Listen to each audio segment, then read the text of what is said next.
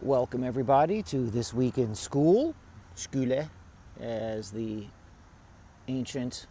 somewhat ancient bringers of the school business said, the way they said it in Austria back in the days, the creation and creators of the phenomenon of school.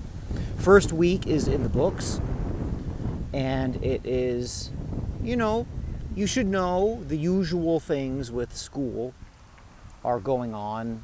The schedules are in flux. There is some kind of burning need in some people in charge to try to reinvent the wheel. And I'll say this again. I say this a lot. I said it in the olden days on my YouTube channel. But we have a pretty good admin team. I've been with atrocious admins, and the people I work under are not bad people, and they're not necessarily trying to reinvent the wheel this time. But with scheduling, man, I don't know what goes on, but there are always just monstrous levels of mistakes and little things, and I'm not going to go into it because it's inside baseball, but you have students who went to summer school, passed the class, so that's a checkbox, right? Bing. Passed English 3, whatever, and or passed a New York State Regents exam. Check. Again, another checkbox. All high school is 2 million minutes of checkboxes. 22 credits, 5 exams, all this kind of stuff. There are people who are in classes that they shouldn't because they checked off the checkbox in summer school. And then there's a list of other things going on as well. So I'll start off with the motivation for this year. I've been listening to a lot of energy podcasts and things like that because of my investing. And so there's a guest who's on a lot of these things who has a phrase that is noteworthy. And I'm going to try to spread this around among the 9th graders in particular, and to a degree, my very small 12th grade class. And that is, disciplined execution is a moat. M-O-A-T is a moat. And what that means is, and it's an investing term, where the difference, the separation, right? A moat is a small, like rounded reservoir kind of that separates a castle from the rabble. And you'd have to have a drawbridge up and down covering the moat, you lift that up, and the enemy has to come through water to get to the castle. So the separation between many people who have wealth, sometimes monetary, sometimes other ways of wealth, is disciplined execution.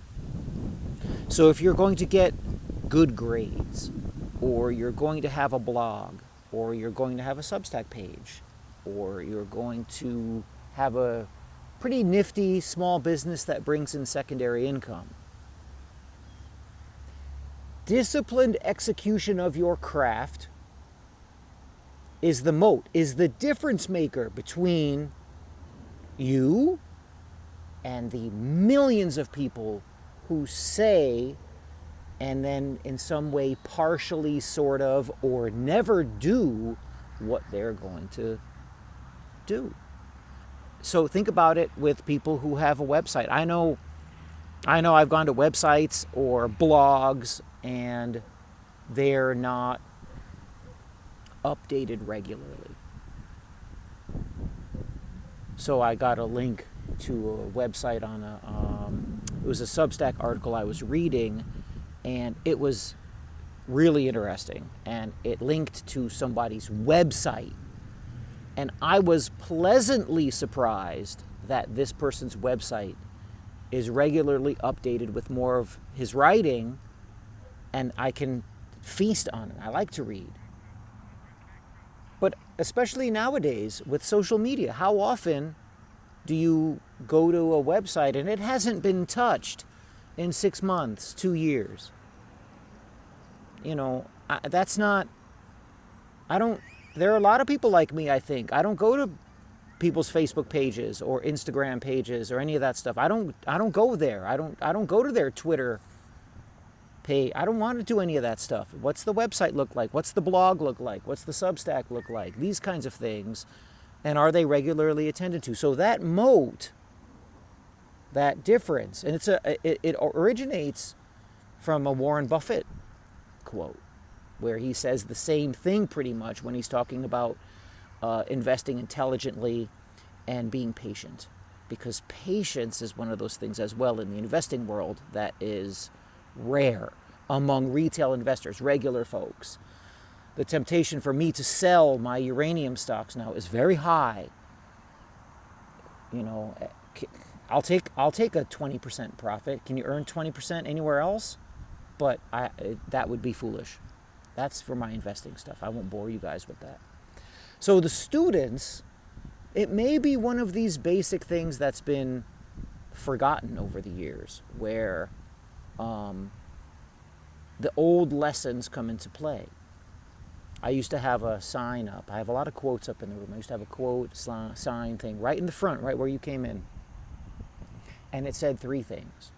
Do what you say you're going to do it on time, and do it with care and precision.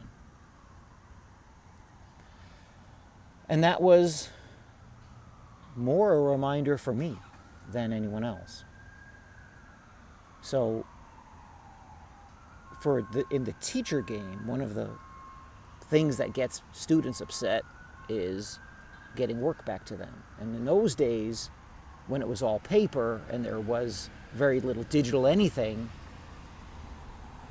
it got to the point where there would be times I would have stacks of paper on my desk. Grading papers isn't enjoyable at all. It's drudgery to the extreme. Do what you say you're going to do it on time, and do it with care and precision. It would get me to do my job. And I've had students say, wow, you give us everything comes back the next day over the last few years. Because I remembered that. I was at my desk on Friday getting paperwork done, because I've gone back to paper, and fighting Chat GPT, fighting copy and paste, all this kind of stuff.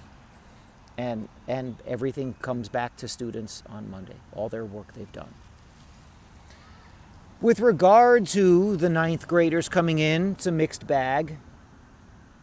But, and I'm not here to dunk on students. I could do nothing for 10 minutes, 15 minutes a week and explain to you how the knowledge gap has grown. I won't really do that, but what happened on Friday, what came out was pretty interesting, because we did the mystery schools this week, the ancient and most successful religion in the history of the human race, and we are going to go into Egypt next week. The Osirian cycle, the mystery of the pyramids, things like that. Egyptian mythology is wonderful. So I gave them, it's the honors class, so we move a little bit faster, and I gave them a little taste of pyramid stuff, right? Graham Hancock and Robert Bauval with Santha, Hancock's wife, they climbed the Great Pyramid in the 1990s. You're not allowed to, but they did it anyway. It's great. View is incredible, and they did it on the first day of spring. So, the pyramids are incredible. The world map, when it's flat, the pyramids are in the exact center. Right? Unfurl a world map, and the Great Pyramids, all of that. Those 3 Great Pyramids, the Sphinx is there too. You pinpoint it. That's the exact center of the map. That is, like many things, that is a coincidence, right? That's you can't believe in the conspiracy theory that the ancient Egyptians were up to something amazing and had knowledge that we don't have today. That's a conspiracy theory. But the exact center of the map, well, you have to believe in coincidence theory for that to happen. Also the fact that those structures are aligned within a shred of a degree, pure north, right? So the square is exactly north, south, east, west. It's flawless. And the stones are tons each, and they were the tallest structures known to man until, let me rephrase. The tallest man-made structures in the world until the late 1800s. So my point is, we were talking about this kind of stuff, and students are students. They enjoy interesting material. They like this kind of thing. And it's a great way to separate the intellectually curious from the intellectually incurious, which makes my job as an instructor easier. If someone is intellectually incurious, I will try to light the spark, but it's very difficult. Some people are born with the spark, and they're wonderful, even though they're 14 years old, freshman in high school, doofy. Sometimes the guys don't put on deodorant. Like, come on, man. But still enjoyable people to speak with. But what I did was, I drew a triangle, and the pyramids are perfectly equal on each side, and the base is perfectly equal on all four sides. I mean, amazing engineering. Difficult to do today. Maybe not even possible to do today. And I asked them, well, what kind of triangle is this? There are different kinds of triangles, right triangles, isosceles triangles. And people guessed, bad guesses. Someone said, I think someone might have said isosceles. Someone said a word that they associated with triangles. Nobody came up with equilateral triangle. This is 9th grade. Now, I know it's English class, but equilateral triangle did not come up. It was not. It's the honors class. So something's wrong. There's something going on with the watering down of the school system. Then I asked, because I gotta be me, I just can't stop, how many degrees the interior angles, and I drew them out because I didn't want to have to explain what interior angles were, how many degrees you take all three in all triangles, forget equilateral triangles only, all of them, the interior degrees, how many degrees when you add them up do you get, right, are there? The fourth or fifth guess, because the first guess was 33 degrees.